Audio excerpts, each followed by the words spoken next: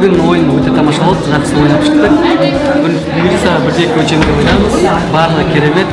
Көрермен, командалар барлығы достасып кеттік. Өте тамаша. Бүгінгілігі жақсы болып жатыр. Бүгінгі ойын өте жоғарғы деңгейде өтіп жатыр, және де біздің қарсыластар өте жоғары деңгейде дайындықта. А мен Б группасымен бойынша сайысып жатыр, А группасы бойынша енді өттік деген ойдамыз. Білмеймін енді оны әрі халқалар қорытынды ұпаймен анықталар. Барлықтарыңызды КТК ойындарының көрермені болуға сіздерді шақырамыз.